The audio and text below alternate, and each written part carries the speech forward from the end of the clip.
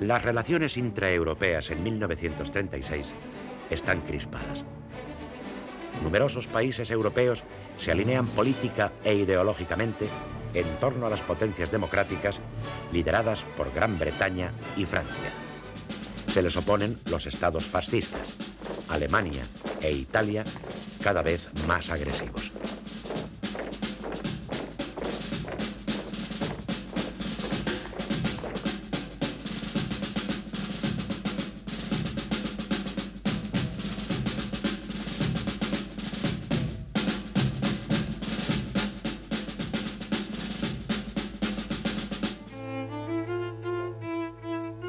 La Unión Soviética, que no hace mucho ha establecido relaciones diplomáticas con los Estados Unidos, se encuentra marginada. Los países democráticos, sobre todo Inglaterra, la miran con desconfianza por temor a la influencia de aspiraciones revolucionarias.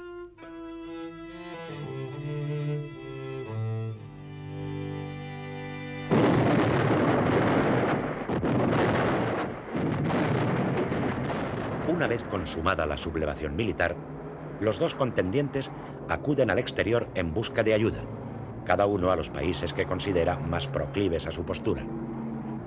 El armamento y material extranjero, más moderno y mortífero que el existente en España, va a contribuir decisivamente a que el fracasado pronunciamiento se convierta en una auténtica guerra civil.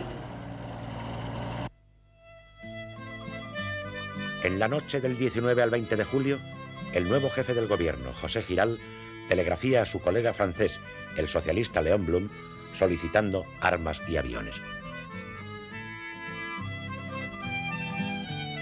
Blum reacciona favorablemente y comienza las gestiones para suministrar el material pedido.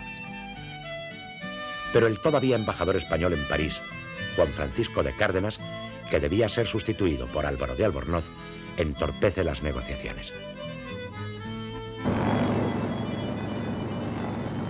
Blum se desplaza a Londres con el ministro de Negocios Extranjeros, Yvon Delvaux, para tratar con los británicos sobre cuestiones de política internacional. Observan que el gobierno de Baldwin no tiene demasiada simpatía hacia el de Madrid. Mientras tanto, Giral pide a Fernando de los Ríos que intervenga en la embajada de París, donde día a día se multiplican los simpatizantes de los rebeldes. La prensa francesa de derechas aprovecha la ocasión y contribuye a exacerbar los ánimos. La situación política se crispa con motivo de la prevista ayuda decidida por Blum. El presidente de la República y otros dirigentes franceses valoran el riesgo que supone adoptar una iniciativa importante de política internacional sin contar con el apoyo británico. La áspera confrontación entre partidarios y no partidarios de la intervención exacerba los ánimos y aconseja prudencia.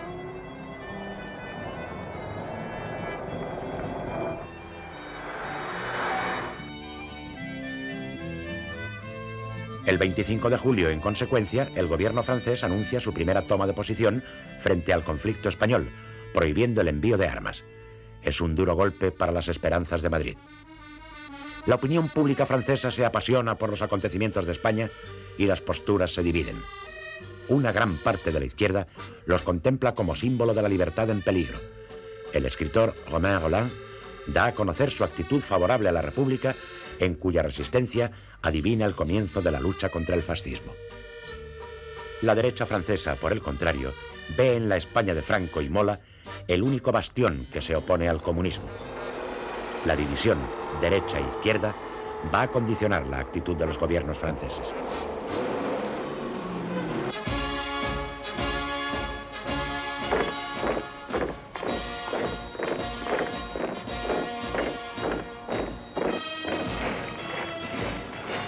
Franco, que hasta el momento no ha mantenido contacto alguno con Alemania, pide rápidamente ayuda al Führer.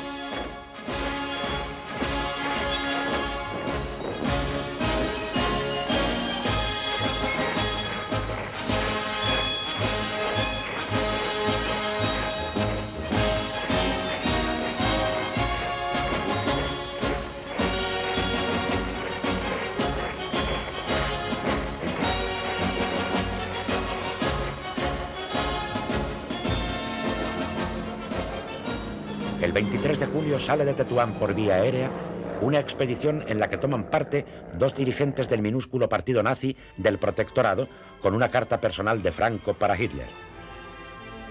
A través del partido y en particular de Rudolf Hess, que se entusiasma con el proyecto, los emisarios son recibidos por Hitler, que se encuentra en el Festival Wagneriano de Bayreuth.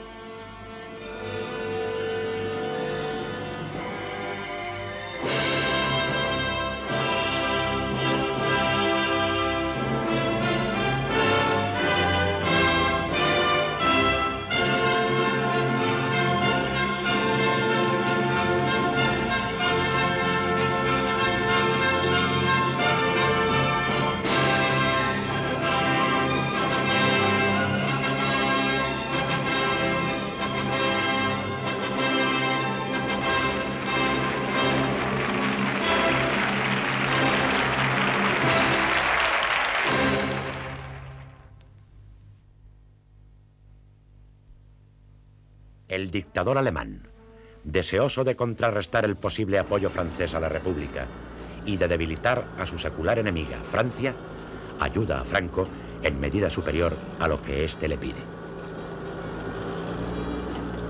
Para empezar, pone a su disposición 20 aviones Junkers 52 de transporte, 6 cazas Heinkel 51, 20 piezas de artillería, bombas, munición y personal de tierra.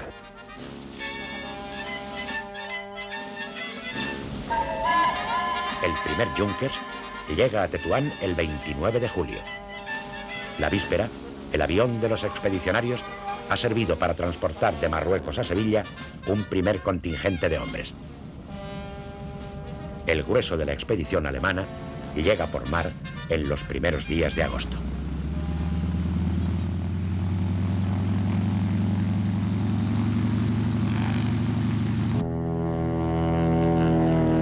Franco también pide ayuda a la Italia fascista. El 19 de julio, en el mismo avión que lo ha transportado de Canarias a Marruecos, envía a Luis Bolín a Roma. Y llega el 21, tras obtener en Lisboa el visto bueno de Sanjurjo. Pero no es Bolín, el periodista de ABC, quien desbloquea la ayuda mussoliniana, sino el emisario de Mola, Antonio Goicoechea, y las incesantes gestiones realizadas por Franco a través del cónsul italiano en Tánger. A Italia le interesa ayudar a Franco porque con ello puede ampliar su influencia en el Mediterráneo y contribuir a derribar en Europa un régimen parlamentario a lo que se ha comprometido previamente. Con el aval bancario de Juan March y el apoyo entusiasta del ministro de Asuntos Exteriores, yerno de Mussolini, conde Galeazzo Ciano, Italia suministra 12 bombarderos Savoia 81, cuyo importe supera el 1.000.000 de libras esterlinas. Los aviones son enviados a Franco, mejor situado estratégicamente que Mola. 3 de ellos sufren diversos accidentes y los 9 restantes llegan a Marruecos el 30 de julio. Franco recibe así una ayuda inapreciable para el necesario traslado de las tropas de África a la península.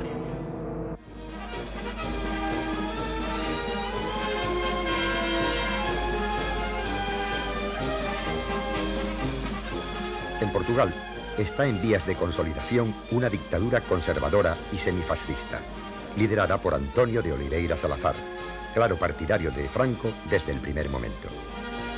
La posición geográfica y el apoyo diplomático del país vecino compensan su escaso potencial militar y económico.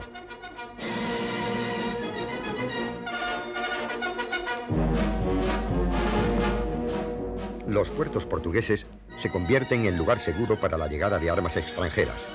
Portugal es campo libre para las actividades de los rebeldes. La emisora Radio Club Portugués constituye un valiosísimo elemento de comunicación entre las diversas zonas en que ha triunfado la sublevación y pone en marcha una intensa campaña en su favor. Tan fuerte es el ambiente antirrepublicano que el embajador de España, Claudio Sánchez Albornoz, se verá obligado a abandonar el país.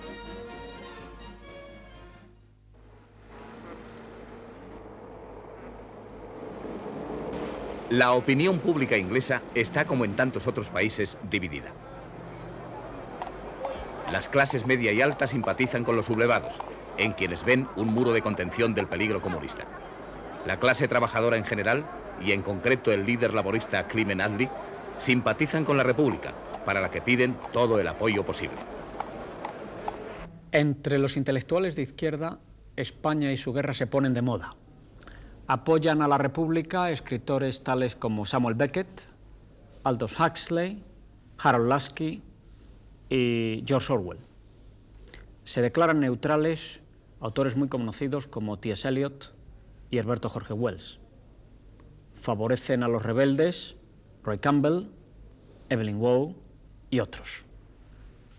El político y escritor Winston Churchill se sentirá horrorizado por la violencia y la sangre derramada en España. La gran prensa toma partido por uno u otro bando. El prestigioso The Times procura mantenerse imparcial. El gobierno conservador no acepta que los barcos republicanos se provean de combustible en Gibraltar y prohíbe el envío de armas a España.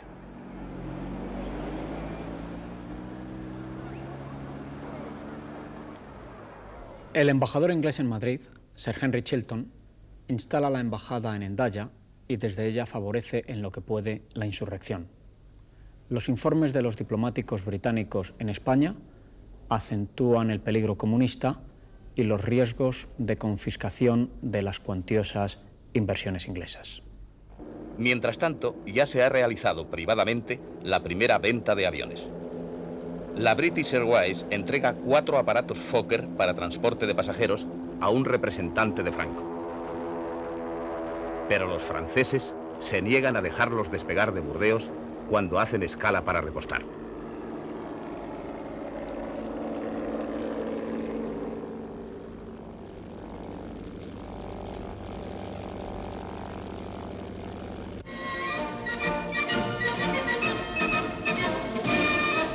También la opinión pública informada se divide en los Estados Unidos. En el influyente New York Times aparecen crónicas y opiniones enfrentadas, unas pro-rebeldes y otras pro-republicanas. Los católicos americanos son en general partidarios de Franco y los liberales de la República. También simpatizan con ella el presidente Franklin Delano Roosevelt y el embajador en España, Claude Bowers. El secretario de Estado, Cordell Hull, recibe informes de los diplomáticos estadounidenses en España que dibujan una imagen alarmante del peligro comunista.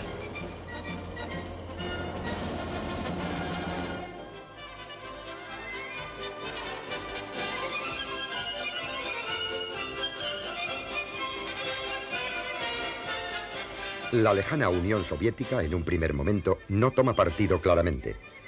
El tema español se discute en el Politburó. Según el diario del comisario de Negocios Extranjeros, Maxim Litvinov, hay división entre sus dirigentes.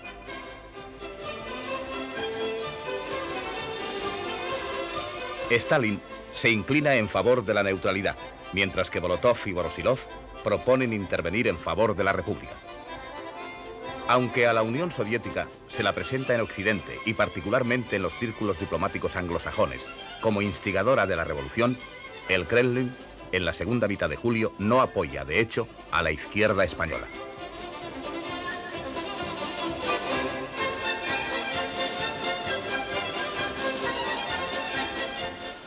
La intervención de las potencias fascistas y la inhibición de los países democráticos contribuyen a poner en marcha el proceso de conversión del golpe militar en guerra abierta. Mientras tanto, la vida española se ve profundamente alterada. Por todas partes se ven milicianos dispuestos a encuadrarse rápidamente para marchar a los frentes de combate. En los restaurantes y bares se festeja el poder popular.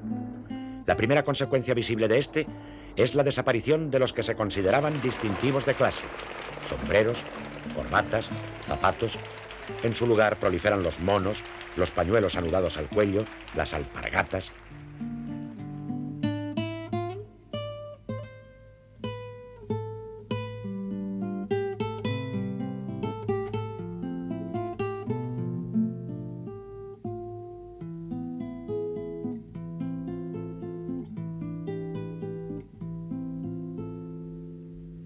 Las ciudades se pueblan de carteles, pancartas, banderas, consignas y letreros de todo tipo que muestran inequívocamente la hegemonía del poder del pueblo, expresada a través de los comités del Frente Popular y de las demás organizaciones obreras.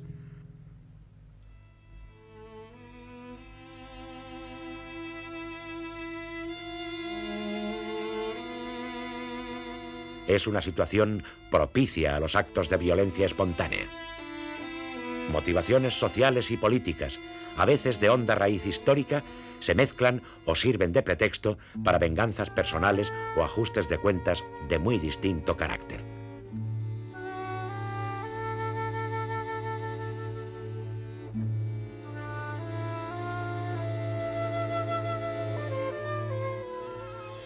Las primeras y principales víctimas de esta violencia incontrolada suelen ser sacerdotes, religiosos y religiosas, grandes y medianos propietarios, asesinados a causa de su práctica religiosa, de sus ideas políticas o de su situación social.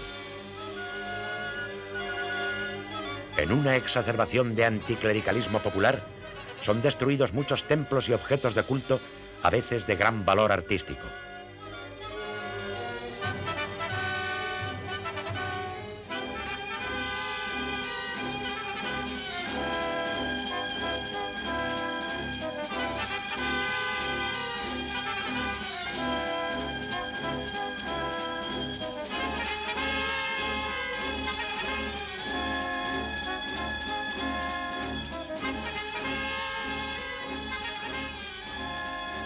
Con mayor o menor intensidad, estos hechos se reproducen en gran parte de la España republicana durante las primeras semanas de la guerra.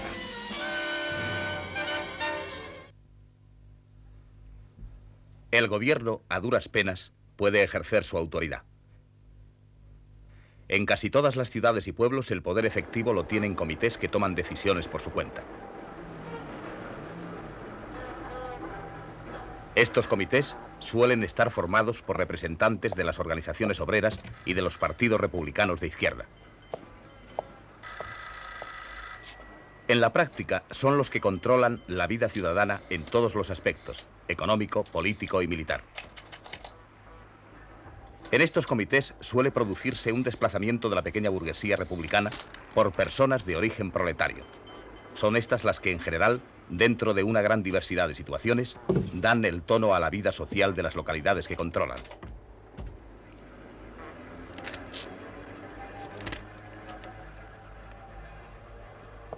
El entramado de la administración estatal queda descoyuntado o se rompe. La red de gobernadores civiles casi no funciona. Numerosos altos cargos se esconden, huyen a la zona sublevada o son encarcelados e incluso fusilados. Sus funciones las desempeñarán personas con frecuencia incompetentes.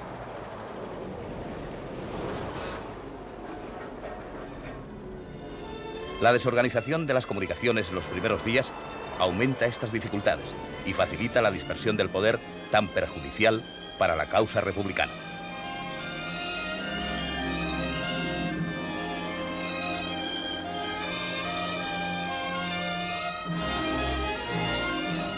Los oficiales de la UNRA, Unión Militar Republicana Antifascista, ponen en marcha el Ministerio de la Guerra, paralizado a raíz de la sublevación.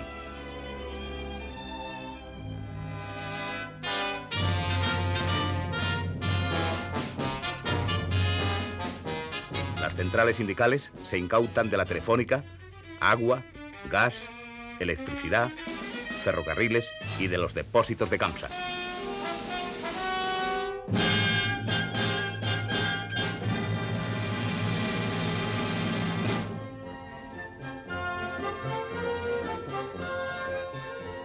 La respuesta popular a la insurrección militar galvaniza todas las energías.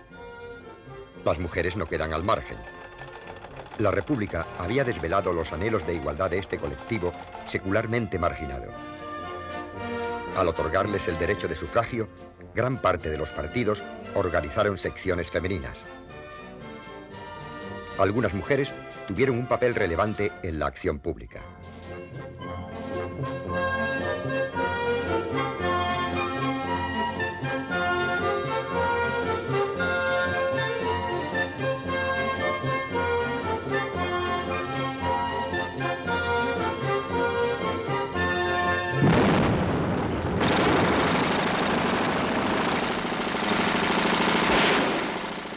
En las primeras semanas de la guerra se exalta la figura de la mujer miliciana, con mono azul y fusil, que lucha en los frentes.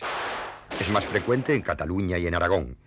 Pronto aparecerá una heroína, la catalana Lina Odena, caída en el frente de Granada.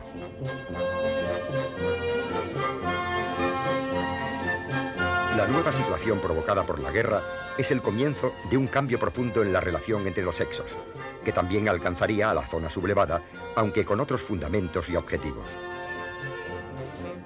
Las milicianas se convierten en un espectáculo corriente en las calles de las grandes ciudades. La mujer, con entusiasmo, se entrena como un soldado más y aprende a manejar los instrumentos para la guerra.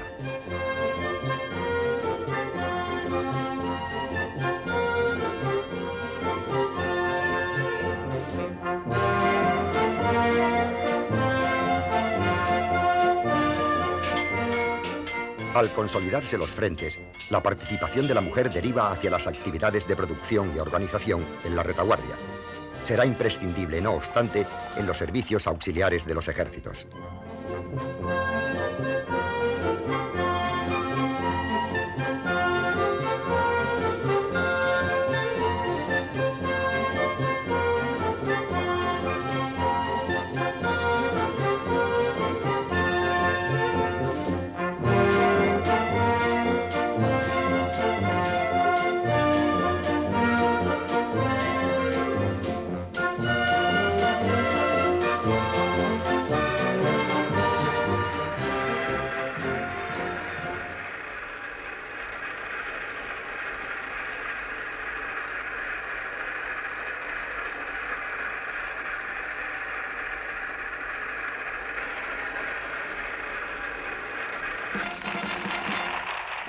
El fracaso de la sublevación en Barcelona, Guipúzcoa, Vizcaya y Valencia afecta negativamente a los planes del general Mola. Sin embargo, su objetivo principal continúa siendo la toma de Madrid, a la que se apresta inmediatamente. Las fuerzas sublevadas tienen que superar un obstáculo importantísimo: los puertos de Guadarrama, Navacerrada y Somosierra. Conscientes del peligro que amenaza por el norte, desde el Ministerio de la Guerra se cursan órdenes el día 21 para organizar una serie de columnas formadas por tropas regulares a cuyo frente irán oficiales seleccionados con la misión de ocupar los 3 puertos.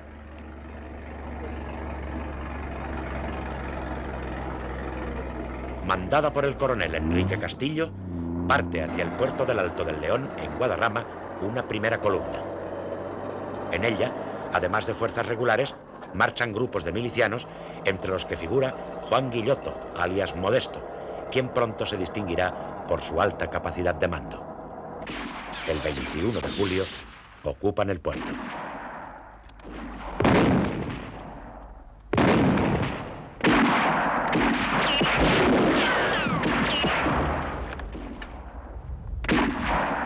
Al día siguiente se producen nuevos enfrentamientos con las fuerzas rebeldes que, al mando del coronel Ricardo Serrador, avanzan desde Valladolid.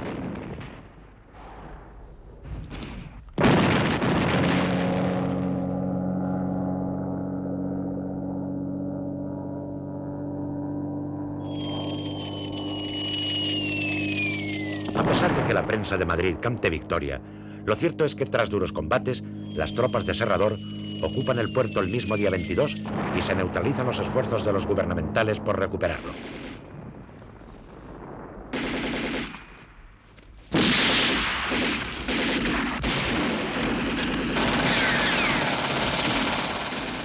A partir del día 25, el propio general Riquelme toma el mando de la columna, intensificando los ataques. Pero la contraofensiva de los sublevados, dirigida por el general Ponte, no consigue forzar el paso hacia Madrid.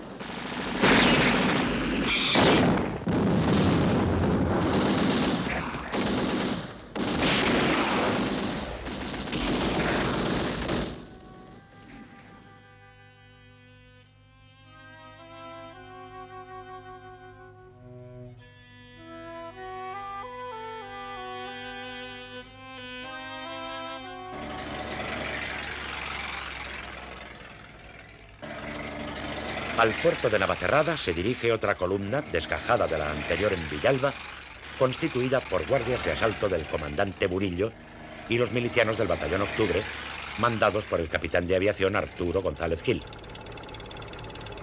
El puerto se ocupa sin dificultad.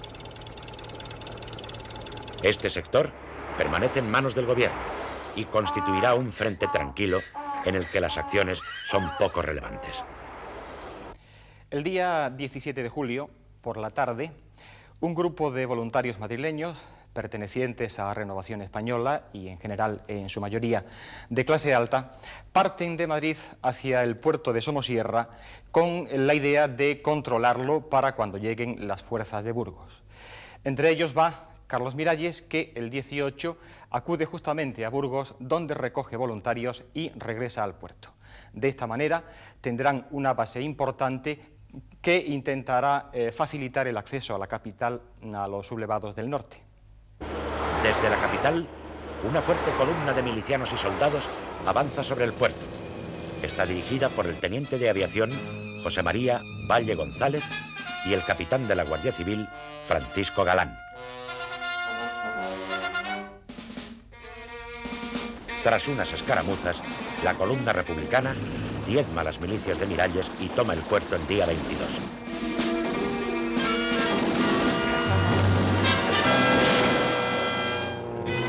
Carlos Miralles, caído en acción, recibirá la laureada.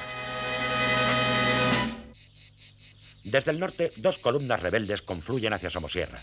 La del coronel José Gistau, procedente de Burgos, y la navarra del coronel Francisco García Escámez, que ha salido de Pamplona el día 19. Tras consolidar la situación en Logroño el 20 y en Soria el 21, García Escámez asume el mando de ambas columnas en Aranda de Duero el día 23.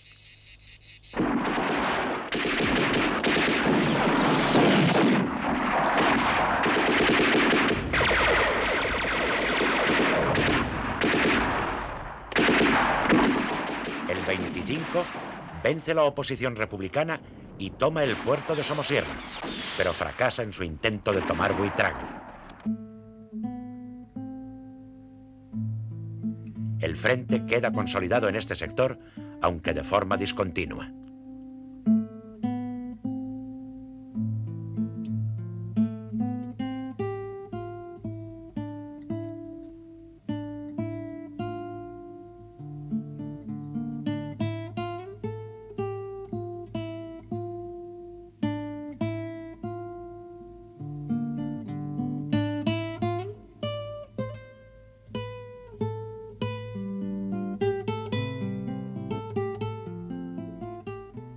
Desde Madrid, una columna gubernamental, mandada por el teniente coronel Julio Mangada, avanza en dirección noroeste hacia la Sierra de Gredos con la intención de crear una cuña territorial que consolide la separación entre las zonas norte y sur de los sublevados. La columna, que recibe la visita de Casares Quiroga, alcanza Villacastín el 24 de julio.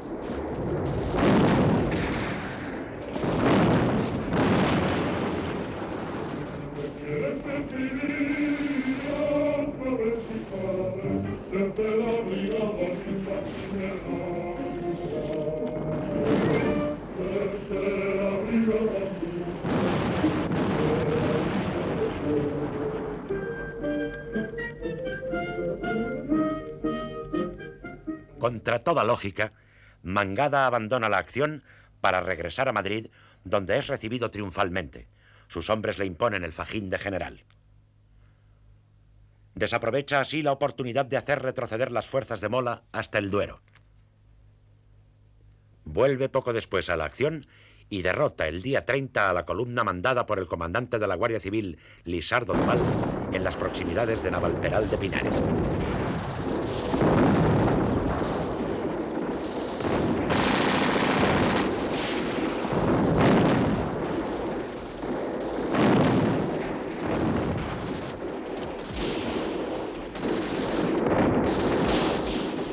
Pero no sabe sacar provecho de su superioridad y da tiempo a que los sublevados refuercen la zona abulense y el frente se estabilice.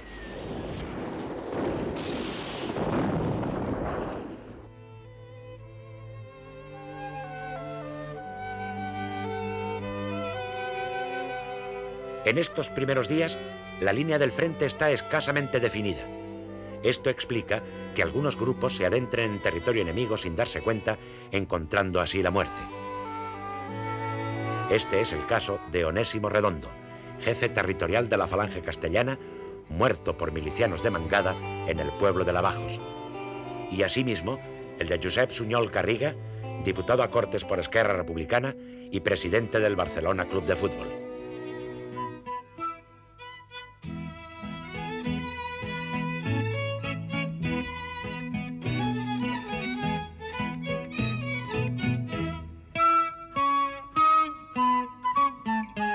La rebelión militar ha sido vencida en Barcelona y dominada en toda Cataluña. El entusiasmo de las masas populares se desborda.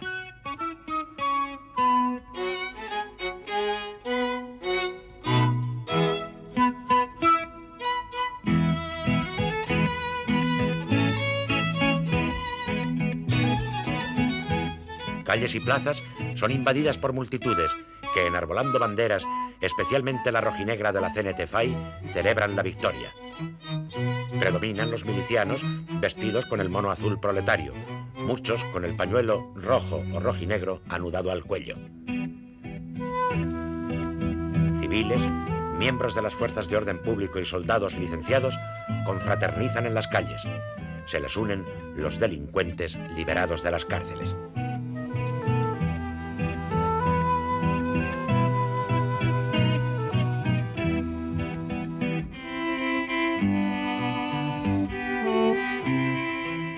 Aparecen barricadas en calles y plazas y en todas las carreteras de Cataluña, levantadas por las distintas organizaciones antifascistas que controlan la circulación de personas y vehículos.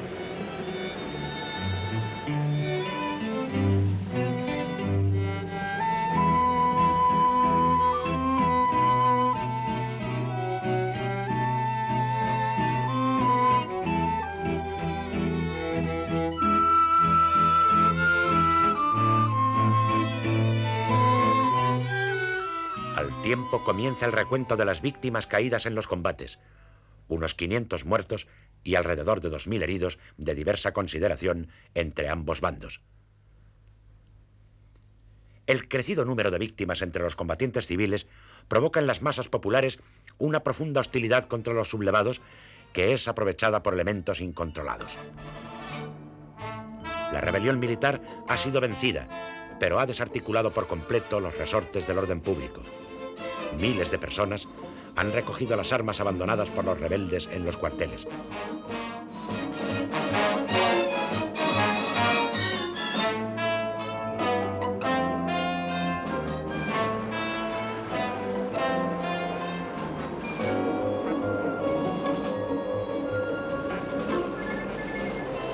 Los locales de las organizaciones o personas consideradas favorables a los sublevados son asaltados o incautados.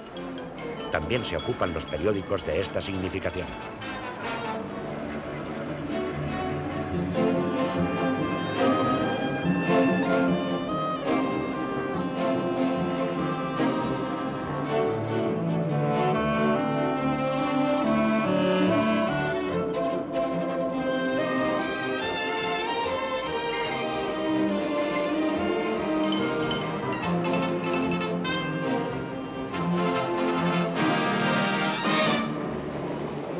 Se multiplican los registros y detenciones por grupos ajenos a las fuerzas de orden público. La impotencia de estas es aprovechada por los saqueadores.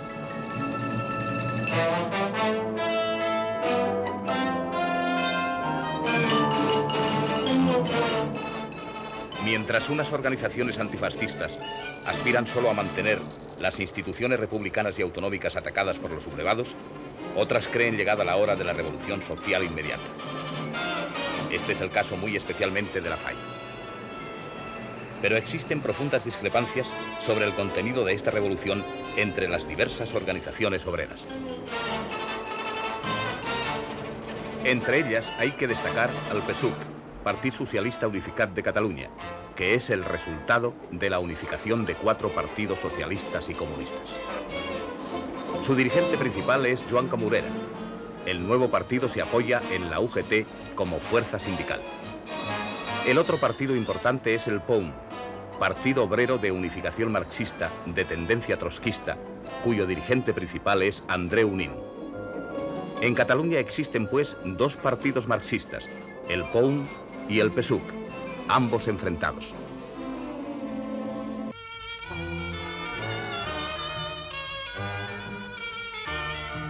El gobierno de la Generalitat, presidido por Lluís Companys, carece de recursos suficientes para dominar la caótica situación que ha provocado la sublevación militar.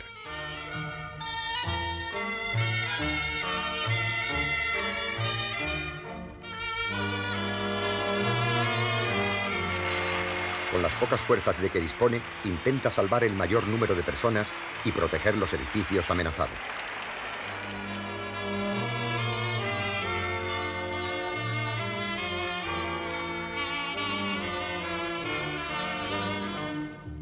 Sobresalen en esta labor el consejero de Cultura Ventura Gasol, el de Gobernación Josep María España y el comisario general de Orden Público Capitán Escofet. Entre los dirigentes obreros destaca el cenetista Joan Peiró. El presidente Companys intenta encauzar la situación firmando el decreto de creación del Comité de Milicias Antifascistas de Cataluña, que asume de hecho casi todos los poderes del gobierno catalán. Lo hace con la esperanza de ir recuperando poco a poco los resortes del poder que ha perdido la Generalitat.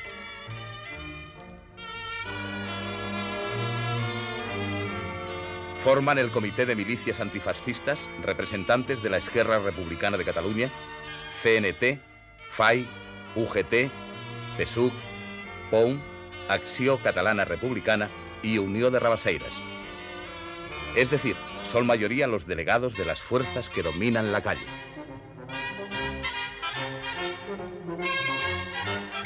Unos días después, se crea la Consejería de Defensa del Gobierno de la Generalitat bajo la dirección del teniente coronel Felipe Díaz Sandino.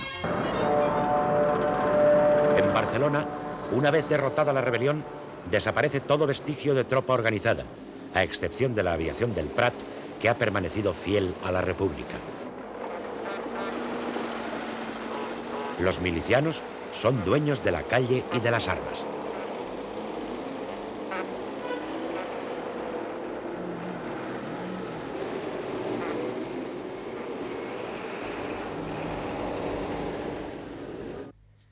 La noticia de la caída de Zaragoza en poder de los rebeldes afecta emocionalmente a las masas cenetistas, dada la importancia del anarcosindicalismo en la capital aragonesa.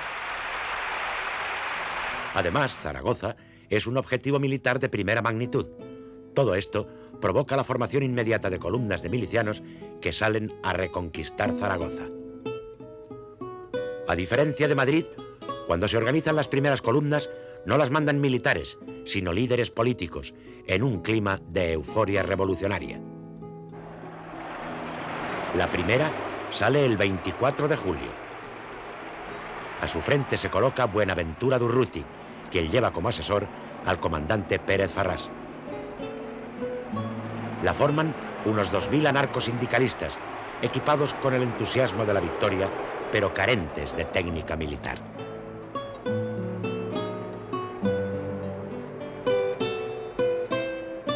Las armas tomadas en el botín de los cuarteles se han repartido al azar, desde los cañones a las pistolas, sin método, sin precauciones tácticas. Quien se apoderó de un fusil, marcha con él.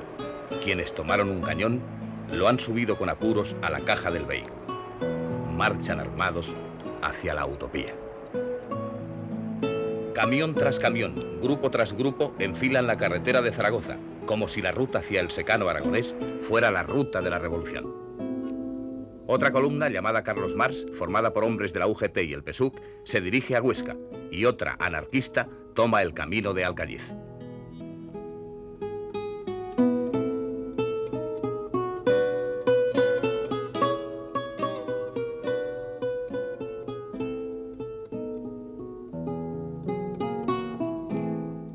Solo Durruti insiste en marchar sobre Zaragoza, ciudad a la que está personalmente ligado y que fija como objetivo fundamental porque su caída arrastraría a Aragón entero. Muchos otros dirigentes no lo creen así y diversifican los esfuerzos hacia objetivos secundarios.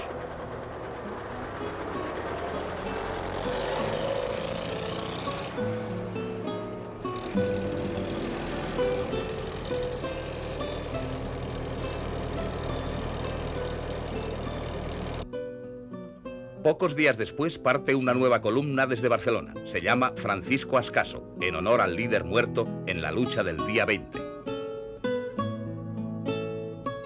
Sale también una columna del POM, al mando de Josep Rovira, y otra, La Macià Companys, integrada especialmente por miembros de Esquerra Republicana.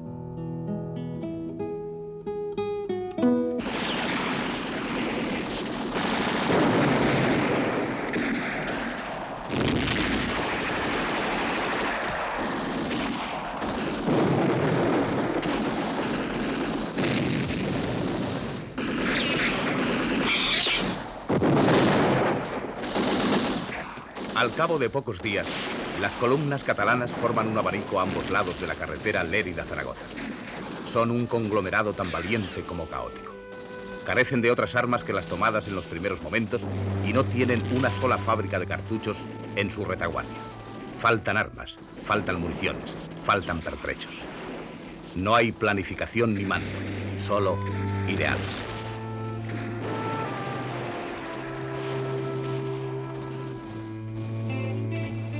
En este entusiasmo, los escasos militares leales a la República apenas si consiguen papeles secundarios de asesores y con frecuencia se les considera sospechosos. Los milicianos no están ya en la revuelta o en la barricada. Las posiciones organizadas por los militares rebeldes en el frente resisten sin dificultad.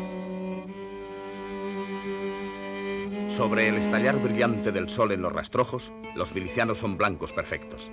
Vestidos con sus oscuros moros de obrero, tocados con gorros negros y encarnados, las balas los derriban.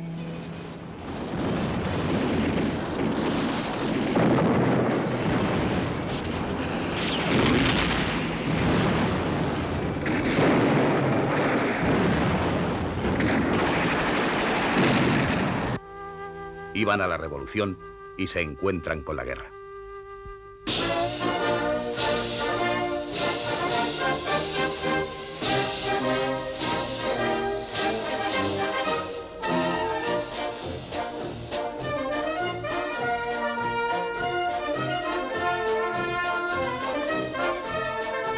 En el país valenciano, la situación es diferente. La guarnición no ha desaparecido como en Barcelona, aunque también las milicias se organizan. En Valencia, un capitán de la Guardia Civil, Miguel Uribarri, se afana en armar e instruir sumariamente a los primeros contingentes.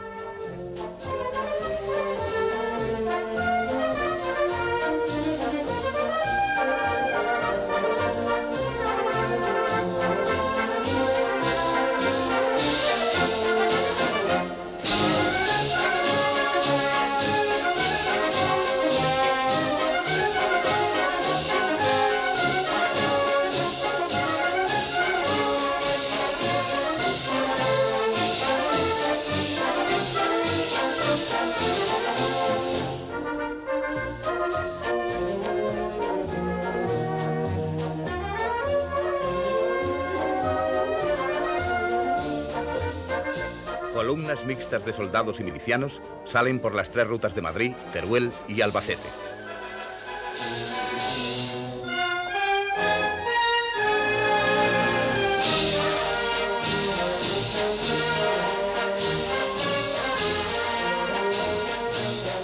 Por el interior marchan a Madrid unidades militares sin milicianos. Las autoridades y el pueblo las despiden con vítores y aclamaciones.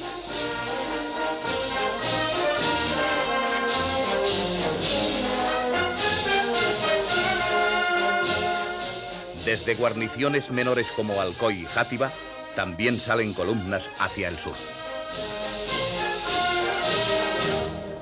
Albacete se subleva el día 20 de julio e inmediatamente parten a esa ciudad columnas procedentes de Alicante, de Cartagena y de Murcia con objeto de reducir la rebelión. El 22, aviones republicanos procedentes de los Alcázares bombardean el cuartel de la Guardia Civil donde los rebeldes se han hecho fuertes. Los rebeldes lanzan mensajes a los generales Cabanellas y Franco, manifestando su disposición a resistir y pidiendo ayuda. Pero esa ayuda no les será posible. El día 25, entonces, termina en Albacete toda la resistencia. De esta manera, queda en torno a Valencia una gran zona que será una excelente retaguardia para el Madrid sitiado durante los primeros meses de la guerra.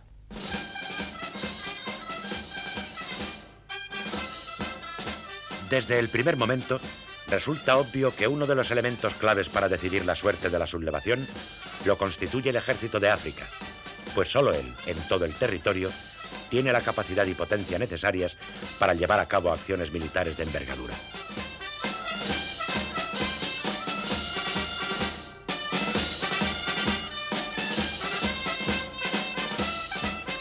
De aquí que su transporte a la península resulte tan vital para los sublevados como para la República el evitarlo.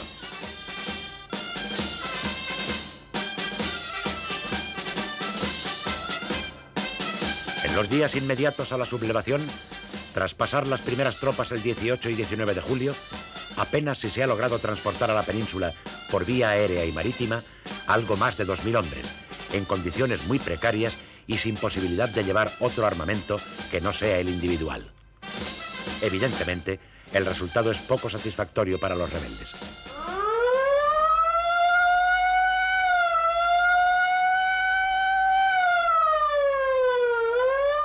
Consciente de ello, el gobierno republicano ordena a las unidades navales que se concentren en Tánger con el fin de controlar el paso del estrecho y mantener inmovilizado a Franco en Marruecos. Pero Franco emprende una ofensiva diplomática ante el Comité de Control de Tánger, consiguiendo que casi todos los buques gubernamentales abandonen este puerto el día 23, tras la solicitud cursada a Madrid por las autoridades tangerinas. La base operativa de la flota republicana se establece en Málaga, con lo que el bloqueo del estrecho no puede ser tan efectivo como antes. En cualquier caso, para los sublevados, el paso se ha convertido en necesidad imperiosa.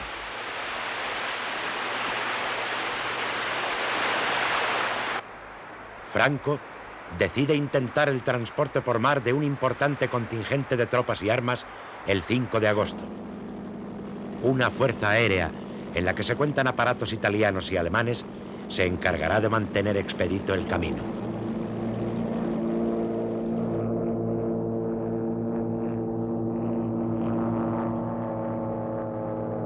A las 4:30 de la tarde se da la orden de salida del convoy, integrado por 2 remolcadores y 2 motonaves, escoltados por un cañonero y un guardacostas. Desde Algeciras parte un torpedero para colaborar en la protección del convoy.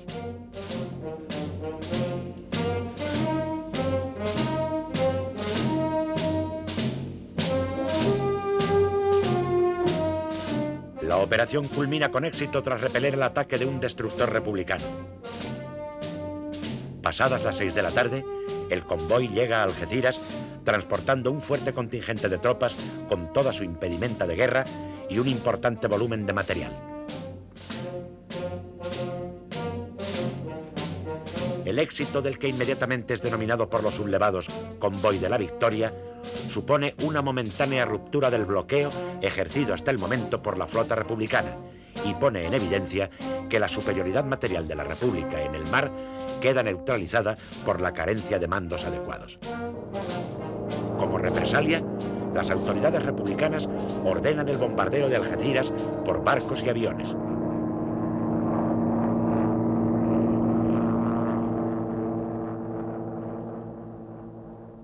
El bombardeo efectuado por el acorazado Jaime I desde el interior de la bahía es especialmente violento. Los destrozos causados en el muelle y la ciudad son considerables. Pero los resultados prácticos de la represalia son escasos.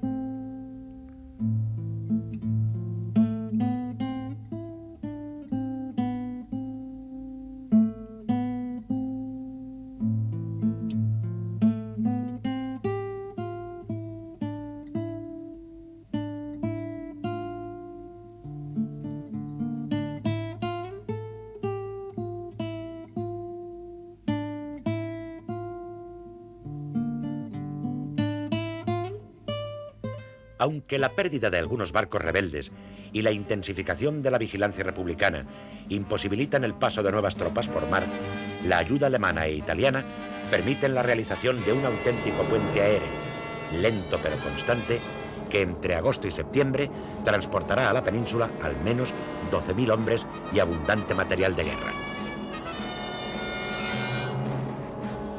Franco consigue así el primero de sus objetivos estratégicos.